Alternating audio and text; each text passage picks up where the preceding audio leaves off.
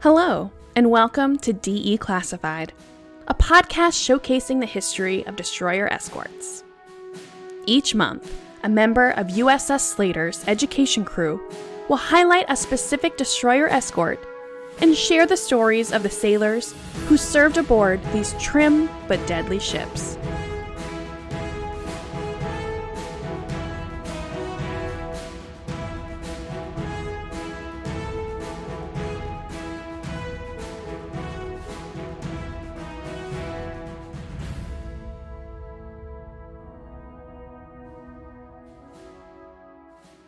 This podcast is published by the educational team of the USS Slater, DE 766.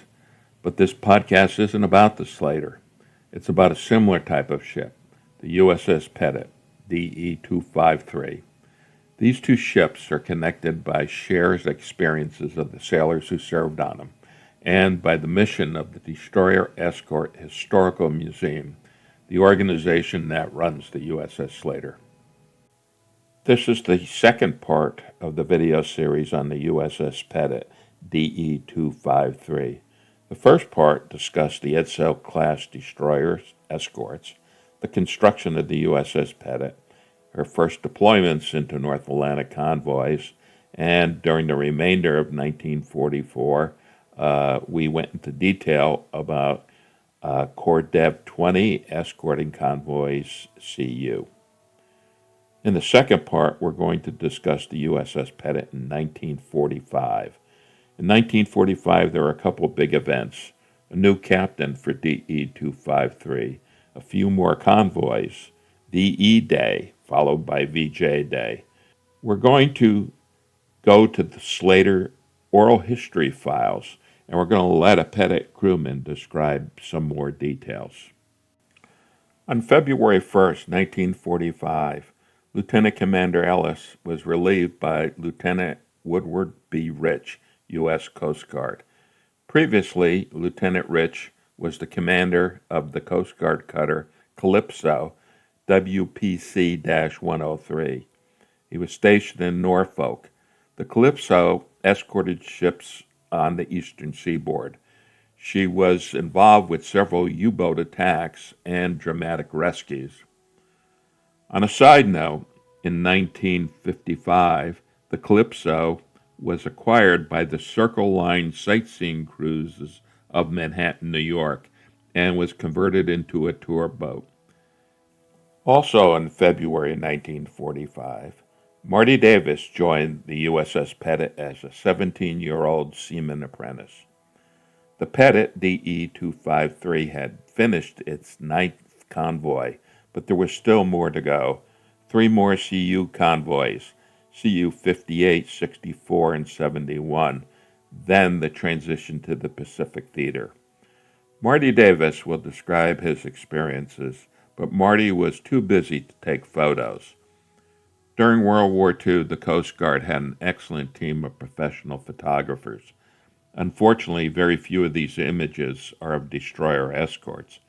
However, they were a lot of images of traditional Coast Guard cutters that were quite similar to destroyer escorts in size, armament, and function. What were your first experience with the destroyer escort? My first experience is when I got aboard the ship. As I said, I just came out of boot camp, where we polished and shined and kept everything very orderly and very clean. Our sea bag was a white one. It was a very, very clean sort of a thing. And I struggled across the gangplank, and I said, where do we go here? And one of the fellows came over. He said, you have to go down there. And I said, well, how will I get my bag down there, my sea bag? And he immediately grabbed it and threw it down the ladder. And here it was all scuffled, and that was my first experience aboard the ship. Did the ship appear small or large? It appeared to be large, and it was, as soon as you looked at it, it was a fighting vessel. It was armed. It was armed beyond anything I'd ever seen, because it was all guns, all armament. And it was at Brooklyn Navy Yard. And of course, if you remember, at that time they had carriers, they had cruisers, they had other large vessels there. and compared to them, it looked relatively small. What was your first at sea experience? My first at sea experience was we were going to go right to the North Atlantic. And prior to going to the North Atlantic, you never came into New York Harbor or left New York Harbor with armament, with explosives. So my first experience was to go over to Earl, New Jersey, where we had to load ammunition aboard, and then we were out to sea on a 11-day convoy to Europe, to Britain and France, and I was seasick the entire way. Worse than that, there were 218 people aboard the ship, 218 men, and they only had sleeping quarters for 215. So the three of us that had gotten aboard were given hammocks to sleep in, and in sleeping in hammocks, we had never done this before, and as the ship went up and as it went down, we would end up banging our heads up against the up there and against the overhead, and I remember that as a major experience where I had to just find myself covered so I could sleep. When you first boarded a ship, what was your rating and rate? Initially, when I got aboard, I was a seaman second class just out of boot camp. And I worked as a seaman on the guns and in the general area, but at some time I figured that I might go to medical school, and I wanted to get experience as a medic. So therefore I went to the chief pharmacist mate, and we had a procedure whereby if you had certain ability and they had certain openings, they would permit you to become what is known as a striker.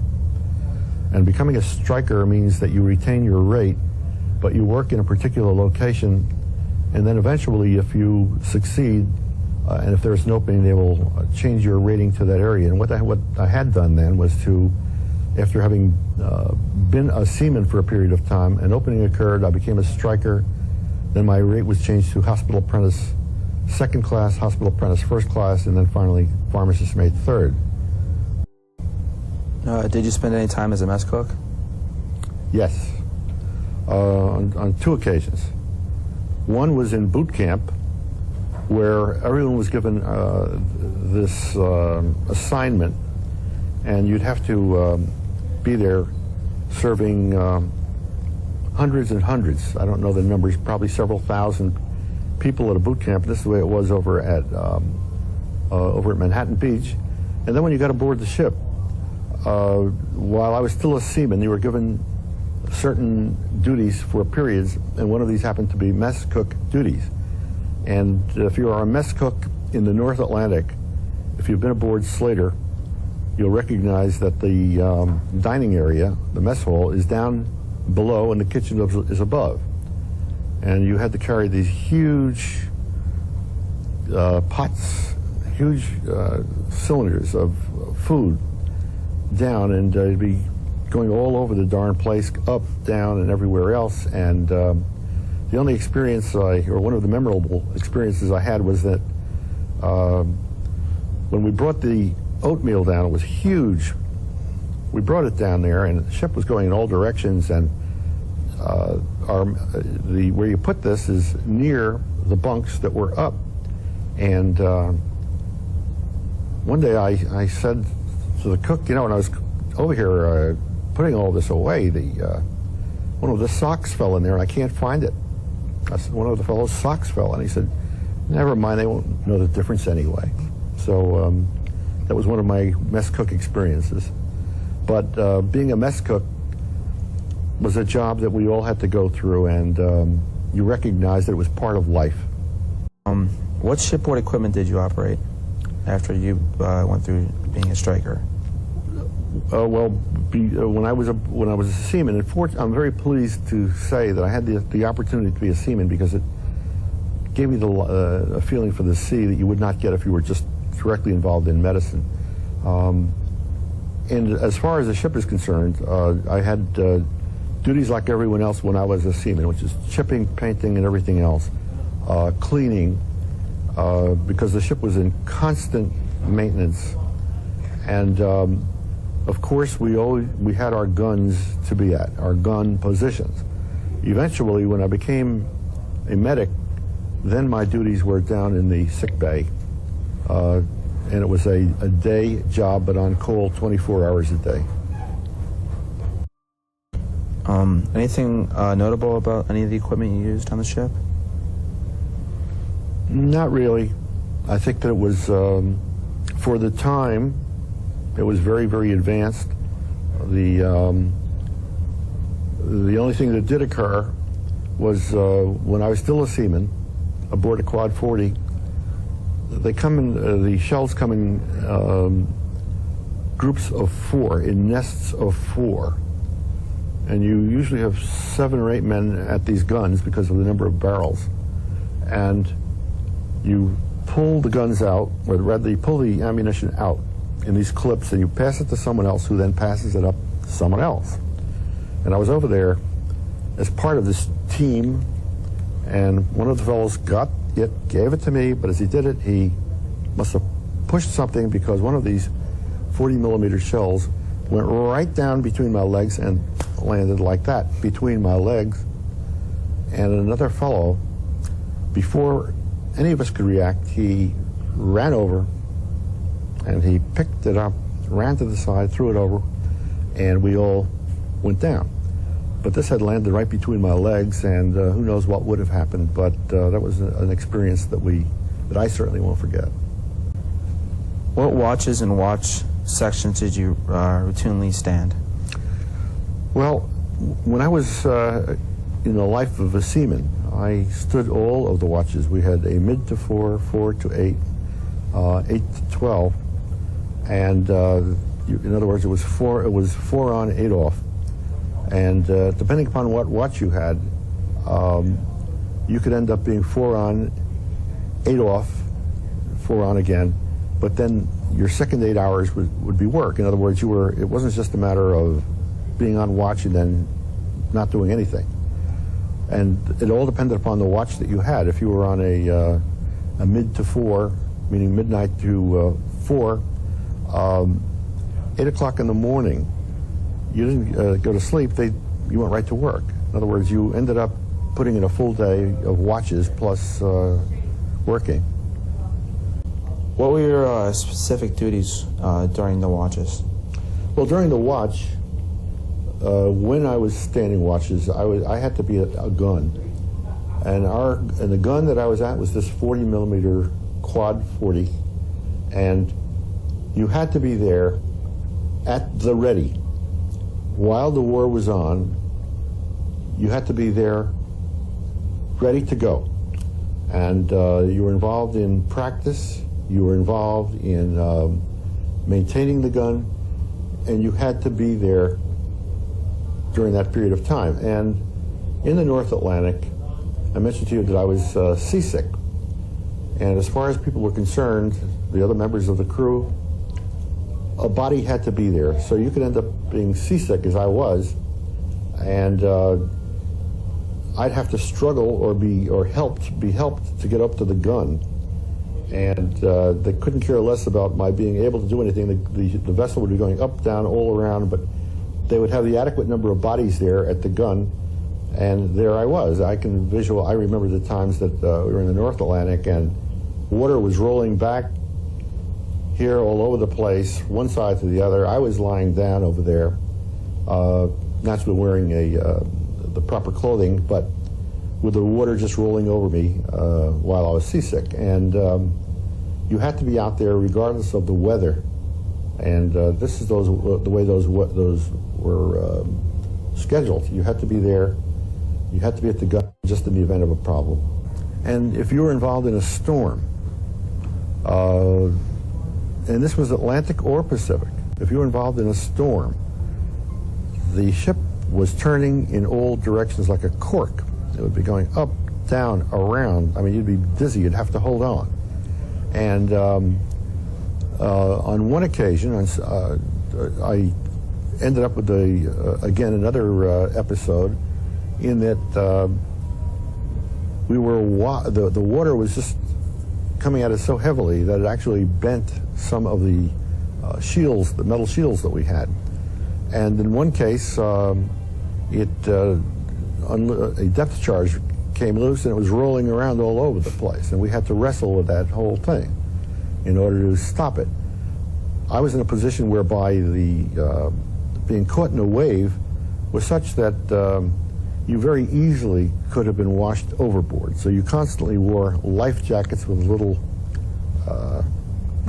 flashlight attached to it, and there's no question about it. The fact is that even when you were not in battle, that the danger was there of being washed overboard, and if you were ever washed overboard, you were gone. If in the Atlantic, you'd be dead in 40 seconds. From February 1944 until June 19, 1945, the Pettit continued with convoy operations, escorting CU convoys 58, 64, and 71. In total, from January 1944 onward, the Pettit was engaged in escorting UC-CU convoys approximately 50% of the time. The Pettit was also involved with at-sea training activities. During this period, there were in-port periods for resupply and for maintenance. When in port, the crew was divided into liberty sections and duty sections. How much liberty was always at the discretion of the commanding officer. The ship's needs always took priority. When in the United States, the ship was moored at either New York, New York, or at Bayonne, New Jersey, and when in the European theater, either at Londonderry, Northern Ireland, Plymouth, Liverpool, Southampton, England, and eventually at Cherbourg and Havre, France. In the States, married or engaged sailors would often swap liberty with shipmates who were anxious to explore foreign ports. The swap was always subject to official approval. Yes, the matter of Europe, when we were there in Europe, the idea of landing where we did in Southampton, the city of Southampton, and London, because I once I got to Southampton, we had a few days off, and I traveled from there to London by train and had the opportunity to see London and that whole area of southern England and the impact of the buzz bombs, the V-2 bombs, and it was all there. And watching that world in Europe was an experience I never really expected. And it was like, it was a world in which the entire armed forces appeared to be, of every single country. It was a very different episode for me of seeing London and seeing what it had gone through over there, and seeing the entire armed force of the world over there, every single country being represented. And I'll never forget London and England in wartime. It was something, the war had just was coming to an end with them, and it was an experience to be there. The last actions in the Battle of the Atlantic took place in the evening of May 7, 1945, just hours before the official German surrender on May 8th. This was the longest battle of World War II, lasting over 5.5 years. Approximately 3,000 merchant ships were sunk. By my count, Corps Dev 20 and the Pettit safely escorted a total of 598 merchant ships in CU-UC convoys. According to their war diary, the Pettit suffered no personal casualties from any source, enemy, or element. In June of 1945, the Pettit was detached from Deslant. After a short refresher training in Chesapeake Bay and in the Caribbean, they proceeded through the Panama Canal. They reported the DesPac, Destroyer Pacific, at Pearl Harbor in July of 1945. The initial announcement for the Japanese surrender was made on August 15th, while the Pettit was still at Pearl Harbor. The official V-Day Day is September 2nd, 1945. Basically, the war's over, but there was still a lot of work to be done. For instance, at the end of the war, there were over 78,000 missing American service members. Robert L. Pettit's remains are still missing today. He is remembered on a tablet of the missing at the Manila American Cemetery and Memorial in the Philippines. Tablets of the missing here contain 36,286 names. Rosettes mark the names of those that have been recovered since World War II. Currently, there are only 439 rosettes. In late September, the Pettit and another destroyer escort, the USS Hearst, DE-250, were detached to conduct a search of the South Pacific for possible Allied survivors or evidence leading to information of their disappearance. This duty took the Pettit and the Hearst to the Cook Islands, the Society Islands, Austral Islands, and parts of the Phoenix, Ellice, and Gilbert Islands. It is my understanding that the Pettit searched numerous islands for Allied survivors. Could you go into more detail with this? Yes. We were in the Marshall Islands, and we were at an island called Majuro. We had been to Eniwetok, we had been to Kwajalein, we had been right in that area. And from there, we made a trip across the equator, to the south of the equator, to the Solomon Islands, and we were assigned to Guadalcanal, and there was an island there just across the strait. It's called Iron Bottom Sound, by the way. And we used to shuttle back and forth between Guadalcanal and Tulagi, the hottest, muggiest, most miserable part of the world I've ever been in. But then we got an assignment, and we didn't know what to expect because the war was now over, and we were informed that we were to go to Samoa. And immediately we all thought of, here's a wonderful and beautiful Samoa that we heard of. And we then headed in direction of Samoa and arrived there. And when we got there, it was a beautiful, wonderful island. And in talking to the officers, I was advised that we were going to be on a search, a special search of all of the islands and atolls in that part of the South Pacific. And I looked at a map, and it covered an immense range of islands, atolls, all over the place. And it was our function to make this trip and to check out for lost aviators, as we were told. We were there. We took aboard a member of the Fidi Fidi Guard. Fidi Fidi in Samoa is a group of Marines. They have a Marine force and a naval force made up of natives, but they're part of the Navy and they're part of the Marines, and they wore a special uniform. And we took aboard one of those fellows who was a chief petty officer, so we called him Chief. And he came aboard as our interpreter. And we then moved off on this search of islands. And we ended up getting to various places. And I had one of the good fortunes of having been a pharmacist mate now, whereby every other island or every other spot that we stopped, I got ashore. So I had this experience that not many people had.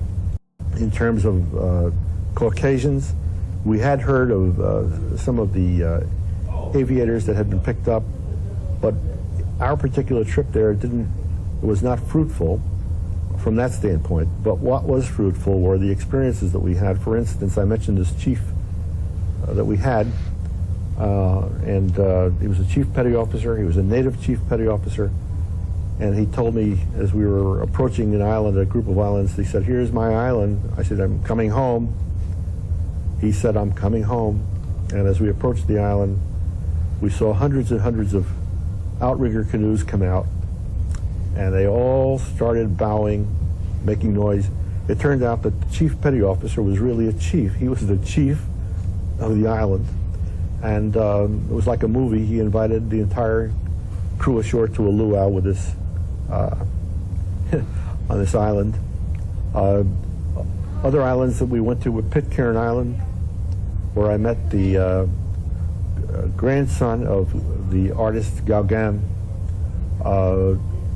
We went from there to Bora Bora, one of the most beautiful islands in the world. The last island was visited in October 1945. After that, the Pettit returned to Pearl Harbor. Regarding the island search, the Pettit's war history notes, quote, "No survivors were located, nor was any information of value received at the time. It is interesting to note, though, that throughout this period the ship navigated the majority of the time by obsolete charts, one dating as far back as 1774. On October 30th, 1945, Lieutenant Louis A. Volz, U.S. Coast Guard, relieved Lieutenant Commander Woodward B. Rich as the commanding officer. He was the last skipper of the USS Pettit. On May 6, 1945, the Pettit was decommissioned after 2 years and 7 months of service. She was berthed at Green Cove Springs, Florida, with hundreds of other destroyer escorts. On September 10, 1974, she was sunk as a target off Puerto Rico. After the Pettit was decommissioned, a portion of her crew had a very active reunion group. They were also active with the umbrella group, the Destroyer Escort Sailors Association, DESA. And one crewman in particular played a major role in the establishment of the USS Slater DE-766 as a museum ship. I'm going to highlight a few details from Tim Rizzuto's Slater Signals article regarding Marty's passing in July of 2010. Quote, "The Slater's ensign flew at half-mast on Tuesday, July 27, 2010, to mark the passing of our trustee emeritus, Dr. Marty Davis. Following his retirement from a long career in public education, Marty became DESA's longtime parliamentarian and director of historic projects. In this capacity over the years, he did a great deal of research, presented many historical programs, wrote books, developed videos, and created a strong relationship with the Intrepid Sea, Air, Space Museum in New York City. At the DESA convention in Buffalo in 1992, the membership charged our officers with finding a DE and establishing a museum. As the director of historic projects, Marty took the lead. They were actually looking for opportunities like this years before. Tim noted, "I don't know how Marty first became aware of the Slater's availability in Greece. I do know that he traveled to Uruguay in 1988 with retired Admiral Sheldon Kinney to try to save Sheldon's old ship, the USS Bronstein, DE-189, which had seen a great deal of action with the Atlantic hunter-killer groups. They arrived too late to save the Bronstein, which was already being cut up. They then set their sights on the USS Barron, DE-166, but couldn't get to her before hurricane season, and she fell to the scrapper's torch in 1990. On the same trip, they visited ex-USS McGann, DE-179, restored and on display in Rio, a beautiful exhibit that inspired them in their efforts to save a DE for DESA. Somehow they heard about the Slater and shifted their sights to Greece." Tim continues, "The red tape required to save a ship from the Navy is unbelievable. Marty tackled the bureaucrats. He arranged for a donation from the Greeks at no cost. He arranged for a hull and tow survey. Somehow he got the Slater into a dry dock to do the work necessary to tow the ship back from Greece. And he arranged for a Ukrainian tug to tow the Slater to New York City.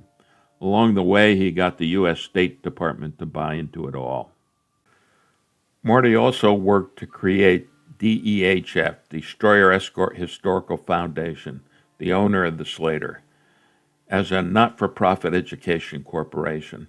As DESA was a last-man organization at the time, he saw a need to create an organization that anyone could join to support the ship in perpetuity.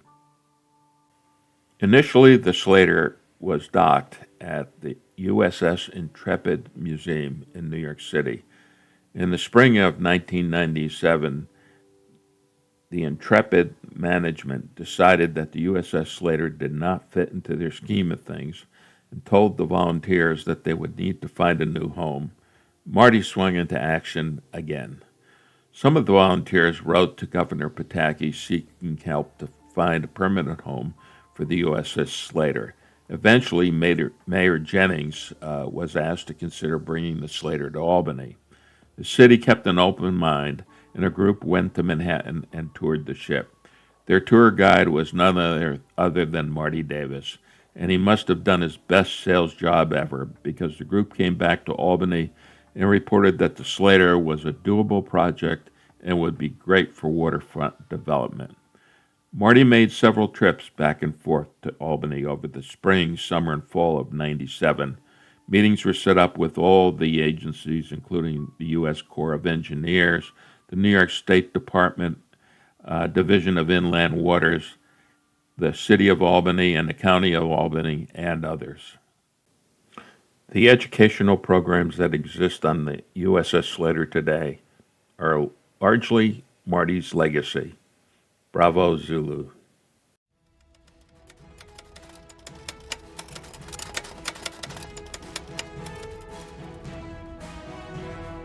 Thank you for listening to DE Classified. This podcast is brought to you by the Destroyer Escort Historical Museum aboard USS Slater. You can find a transcript of this episode, accompanying photos, and a bibliography at ussslater.org/DE-classified. And I hope you'll join us next month when we DE-classify another Destroyer Escort.